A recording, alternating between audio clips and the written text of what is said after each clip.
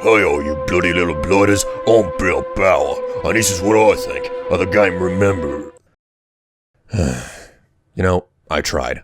I really tried hard to let Bill Bauer do this review, but in the end, I just couldn't. Reviewing video games is a really easy and simple process. You play the game, then sum up how well the story was written and the characters acted, then cover animations, art style, and world design, and finally wrap up with how fluid the interactions are, whether that be running, jumping, fighting, or hiding. It's just that Bill Bauer does all of this while trying to highlight anything that can be complained about, no matter how small and unimportant it is. It's fun to pick apart good games because no matter what you say, they're still good games, and bad games do all of the work for you. You just have to point out what's blatantly horrible about them. But Remember Me is neither of those. It's a game with tons of potential, all the right pieces, and clearly received love and care from the developers. Which is why this review is so late, and I just couldn't let Bill tear it apart. What I've chosen to do instead is just read the unpolished review that has only a little bit of bite.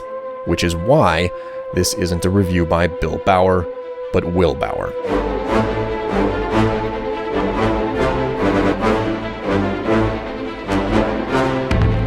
In 2084, the human race achieves a new type of technology, the ability to freely control our memories. We can back up, rewrite, and delete what we remember at will, which poses a particular problem when the justice system uses it on you, and you wake up in a prison cell being beaten with no clue of who you are or what you did wrong.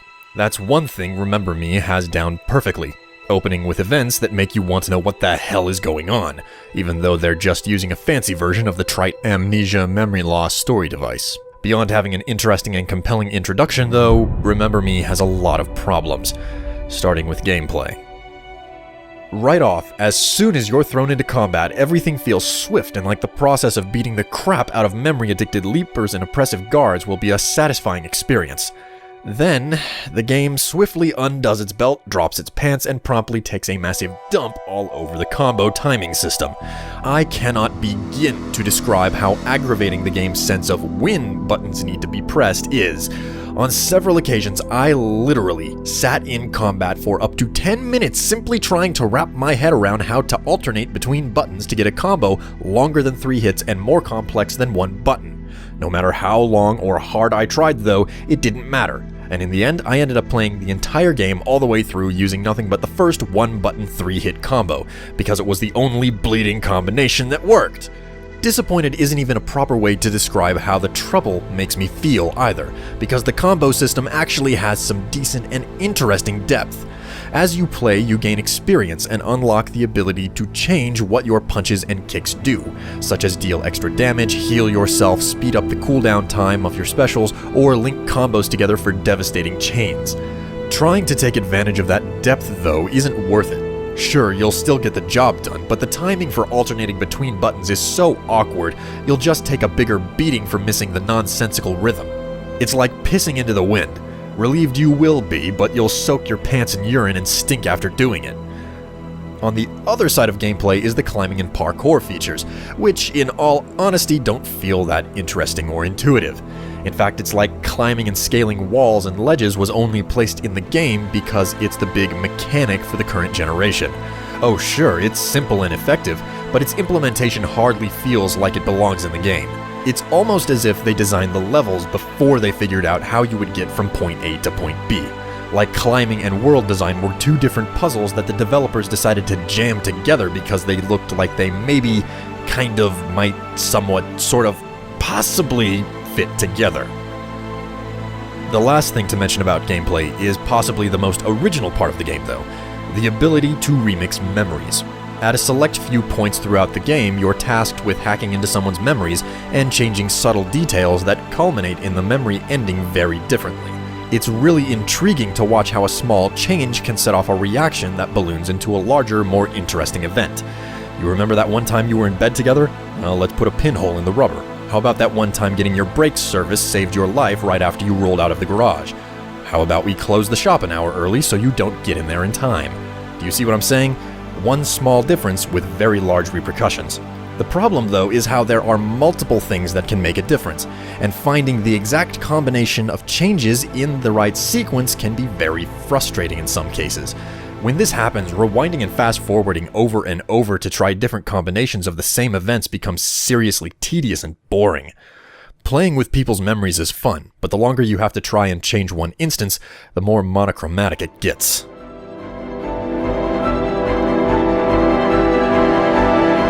Now, outside of gameplay, Remember Me becomes much harder to complain about, because when it comes to things like art direction and general look of the world and character design, everything is quite simply beautiful.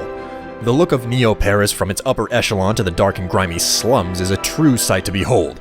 However, while the macro view is by all means very good, it's the micro detail that's actually surprising. Things like the level of detail matter a whole lot in games for the sake of immersion, but you can always tell how much love and care went into a game by how precisely designed the game's garbage is. This isn't a joke. You can always tell if a game was a true project of passion if someone on the staff went through the trouble of making sure that the 2-week-old tuna sandwich sitting in the alleyway actually looks like a real 2-week-old tuna sandwich in all its rotten, putrid glory. It's a level of quality that you don't find often, but it's there in Remember Me. There's a lot of other things to mention, though, such as the existence of robots that clearly fill all sorts of service jobs, and there are even robo-brothels. It's really funny to see these elements appear in the game, but at the same time incredibly satisfying for them not to be made a spectacle of, instead being left as high-quality set dressing that doesn't shove its synthetic breasts in your face for the sake of saying, "Look, robophiles exist." In all honesty, though, it's almost disappointing to not see such a rich world further explored and developed. No, instead, Remember Me remains focused with laser precision on its main story.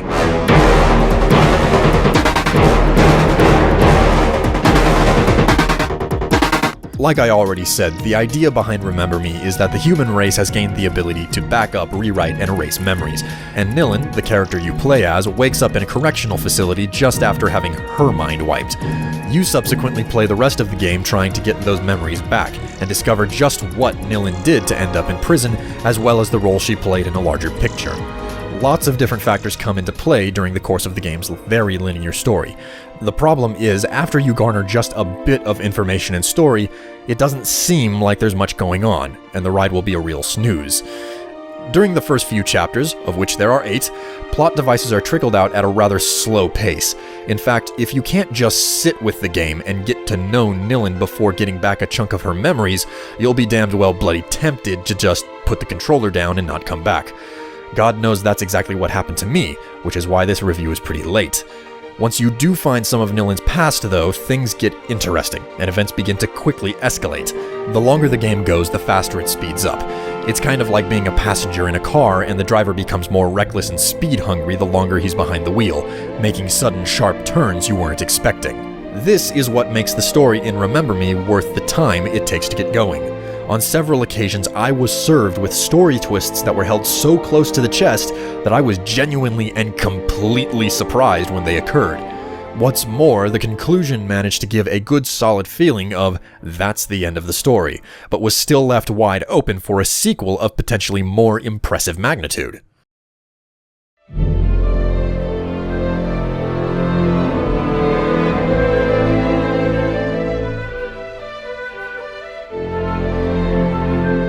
When all is said and done, Remember Me is one of those games I both love and hate, because all the love and care in the world went into building its parts, but something just went wrong when putting them all together. It's almost like being 5 years old on Christmas Day, opening up the gift you've been begging for ages, only to find out that it's battery operated and your parents have no room in the budget to buy you AA cells. You're either mad, sad, or completely heartbroken because you got what you wanted, but it's just not the same because it doesn't work right. And despite that being the case, I still want a sequel, because it just fell short of being a great game. Hopefully, if the developers get a chance to do a follow-up to Remember Me, they'll remember that while a story-heavy game needs a good story, it's still a game, and needs to play well.